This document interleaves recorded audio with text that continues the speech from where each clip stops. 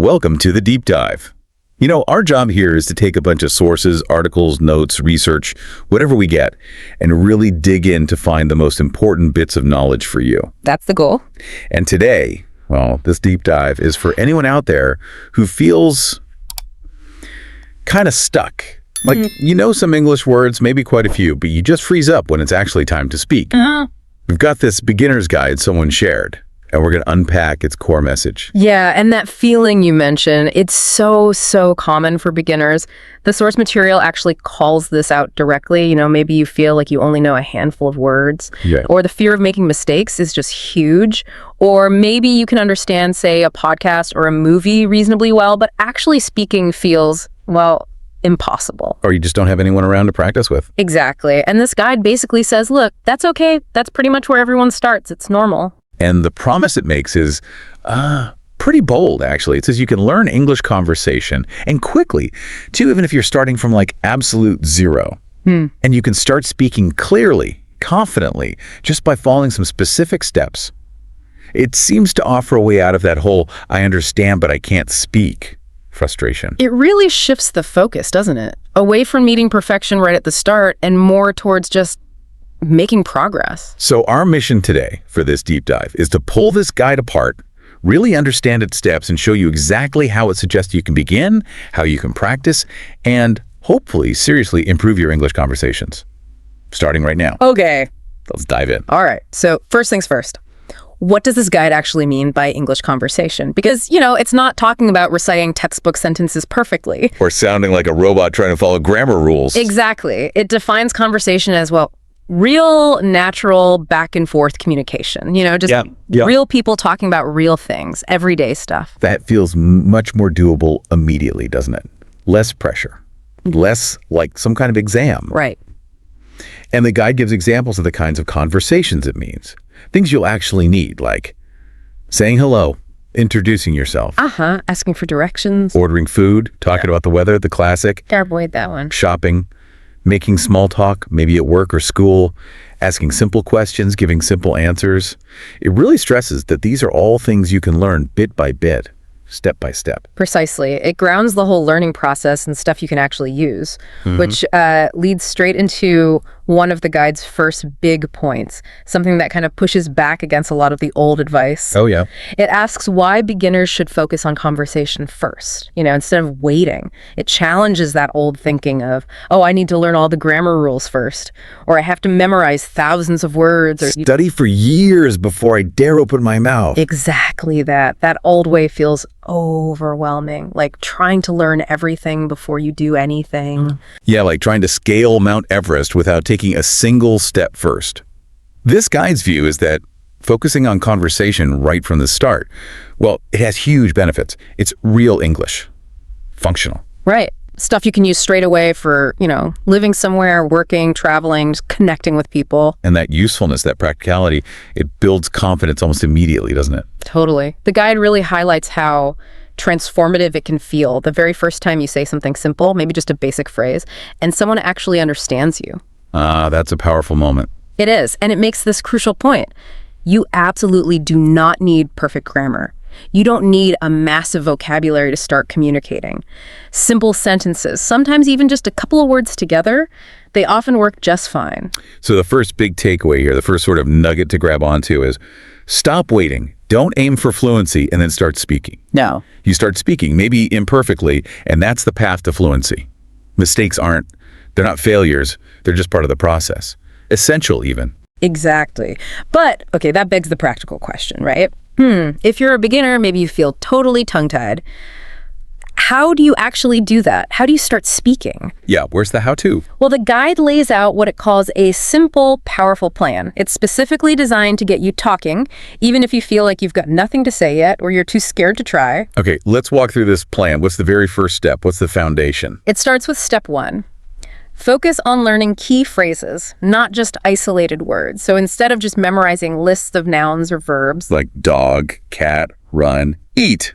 Right. The guide says zero in on useful, ready-to-go phrases, things you can actually use immediately in common situations. So less apple, banana, pencil, and more like, how are you? Or where is the at? Or can I have E? That kind of thing. Precisely. It even breaks them down into useful categories like basic greetings. Hello, how are you doing? My name is Ia. Nice to meet you. Okay, standard stuff. Then practical questions for getting information.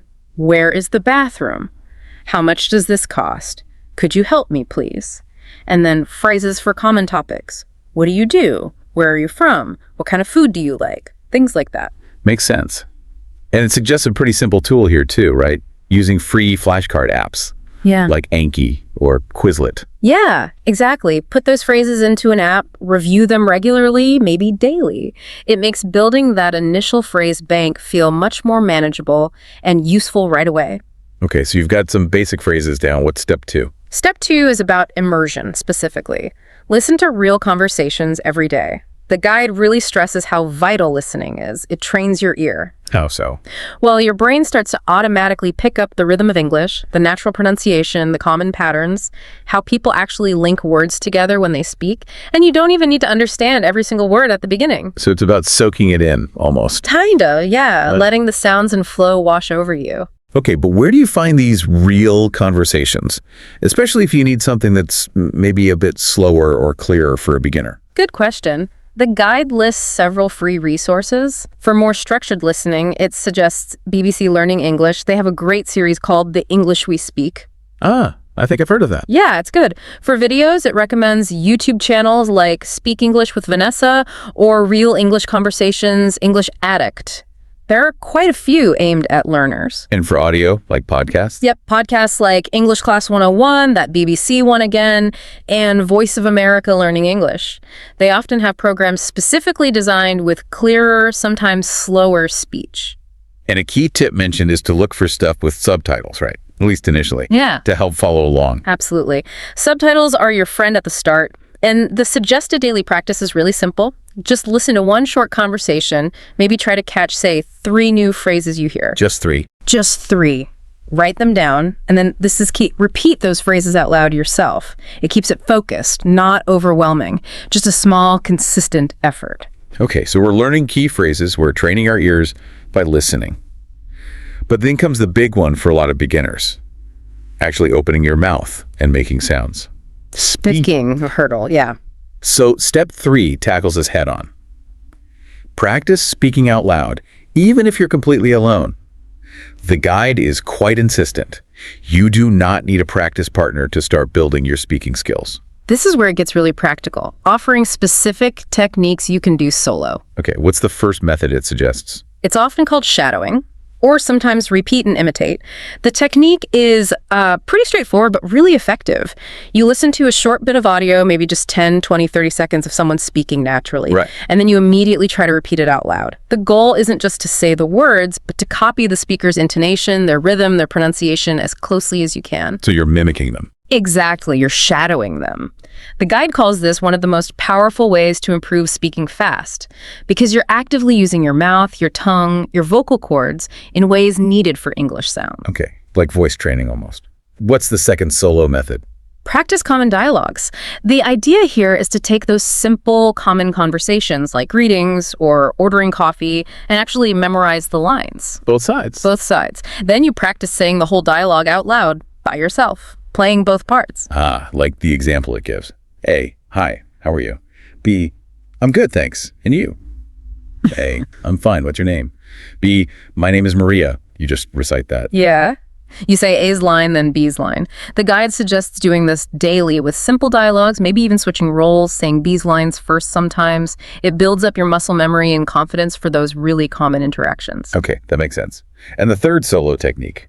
Record yourself. Just use the voice recorder on your phone or on your computer. Record yourself saying those phrases you learn, or practicing the dialogues, or even just trying to describe your room or your day in simple English. And then you listen back. Cringes slightly. Yeah, then you listen back. It can feel a bit weird at first, but it's incredibly helpful. You start to hear what sounds natural, maybe what words you stumble over, or where your pronunciation needs work. It's like having a very patient, non-judgmental coach yourself. Okay, I can see how that would work.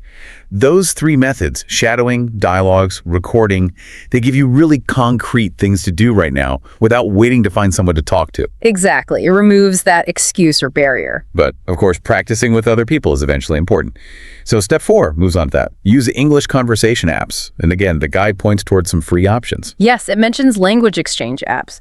Things like HelloTalk, Tandem, Speaky. These connect you with native English speakers who are often learning your language. So you help each other. Ah, language swap. Pretty much. It's a great way to get real practice. It also mentions an app called Talk English Offline.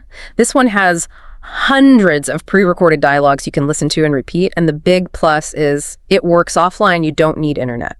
That's handy. And it also includes a very modern tool, doesn't it, using AI like ChatGPT? It does. It suggests using something like ChatGPT for practice because, well, it's safe, it's completely non-judgmental, you won't feel embarrassed. And it's available 24/7. Right. You can just open it up and type something like, "Hi, can we practice a simple English conversation?" And it will respond and chat with you at your level. It's amazing for just getting over that initial hump of talking to something. Yeah, a low-stakes way to start. Okay, so that covers tools and apps. What's step 5? Step 5 kind of ties it all together. Build your listening and speaking muscles with repetition. It uses this analogy of training muscles at the gym. Okay. You don't get strong by lifting weights once a month. You need consistent practice. It's the same with language. Repetition plus real practice, that's what builds fluency over time. So consistency is key again. Does it give an idea of what that daily practice might actually look like? How much time are we talking? It does. It breaks down a potential daily routine, just as an example. It suggests maybe, say, 10 minutes learning 3 to 5 new phrases from your list or flashcards. Okay, short and focused. Then maybe 15 minutes listening to a short conversation, like watching a YouTube clip with subtitles or listening to one of those podcast episodes. All right. Then 10 minutes actively practicing speaking out loud, using that shadowing technique or running through one of your memorized dialogues. And finally, maybe just 5 minutes trying to write out a tiny conversation yourself, like a mini script, using the phrases you know. So let's see, 10 plus 15 plus 10 plus 5, that's only 40 minutes a day. Exactly. The guide makes the point that this kind of focused, consistent daily practice, even if it's just 30 or 40 minutes, is way more effective than trying to cram for hours once a week. Yeah. It's about building that habit. That feels much more achievable than thinking you need hours every day. Definitely. And to make it even clearer, the guide provides examples of those most common beginner conversations actually written out. Like the full back and forth. Yeah. Introducing yourself, ordering food, buying something in a store. Seeing the dialogue laid out shows you how those key phrases you learned actually fit together in a real, albeit simple, exchange. So it connects the phrases to the actual flow of a conversation. Exactly. It helps you visualize it and practice the whole thing. Okay. Now, beyond these 5 main steps, the guide also includes some extra beginner tips, doesn't it? Little pieces of advice for having better conversations right from the start. It does. Simple things, but they can make a difference. Like consciously trying to speak slowly and clearly. The goal is communication, not speed, especially at the beginning. Right. Better to be understood than to rush. Definitely. Another one is, don't worry so much about mistakes. People can usually understand you, even if your grammar isn't perfect or you use the wrong word sometimes. Just keep talking. That's reassuring. Also, simple things like smile. Body language helps everywhere. And practicing the same short conversation many, many times, that really builds confidence and fluency for that specific situation. Like mastering the ordering coffee interaction. Precisely. And finally, watching the same short video maybe 3 or 4 times. First with subtitles, then maybe again with subtitles, then try without. It really helps train your ear to pick up more each time. These are all things you can just start doing. No extra tools needed for those tips. Exactly. Just adjustments and approach.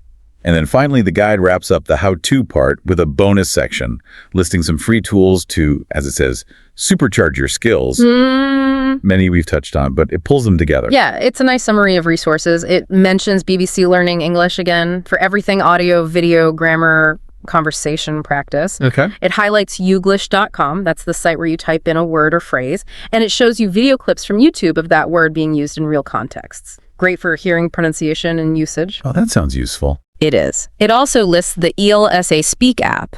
The basic version is free, which gives you specific feedback on your pronunciation using AI. For tuning those sounds. Yep. And talkenglish.com again for its library of free dialogues and conversation tips. And of course, it reiterates the language exchange apps like HelloTalk or Tandem for actually connecting with real people. Wow, that's quite a toolkit of free resources. There's really no excuse for not having materials to work with. Not really, no. The guide provides the what to do, the steps, and also the how to do it with readily available, often free tools. Okay, so we've really pulled apart this guide. It's designed to take you from that feeling of being stuck, knowing words but not speaking, to actually starting and having conversations in English. It really, really emphasizes just getting started. Absolutely. And I think the core message, the big takeaway from the source's final words is probably the most crucial thing to remember. You absolutely do not need to be fluent before you start having conversations. It's the other way around. Exactly. Conversation is how you become fluent. It's the practice field. It's not some prize you get at the end. It's the actual path. The guide really encourages you to start small. Just say hello. Ask a simple question like, how are you? And commit to that consistent practice, even if it's just that 30 or 40 minutes a day. And it paints a picture of the potential outcomes, which is pretty motivating, right? Imagining yourself being able to start a chat with a stranger or travel without constantly worrying about the language barrier. Maybe opening doors for jobs, making friends from other countries. And just feeling, proud and confident in your ability to communicate in English. Those are powerful goals. And it ends with a really simple, encouraging truth, doesn't it?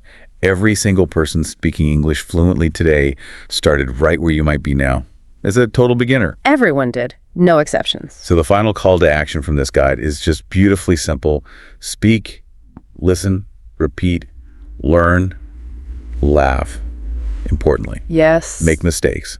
And just try again. Don't give up. It frames it as this active, ongoing process. It's okay if it's messy. It's okay if it's imperfect. That's learning. So thinking about everything this guide suggests, here's maybe the provocative thought to leave you with. Think about that feeling of being stuck, that frustration. Now consider this. What if the absolute biggest step, the most important action you could take on your entire English learning journey, the thing that unlocks all those possibilities the guide talks about, what if it's simply starting? What if just deciding to say, hi, how are you, out loud, maybe to a stranger, maybe on an app, maybe even just to your reflection in the mirror? What if that is the single biggest key?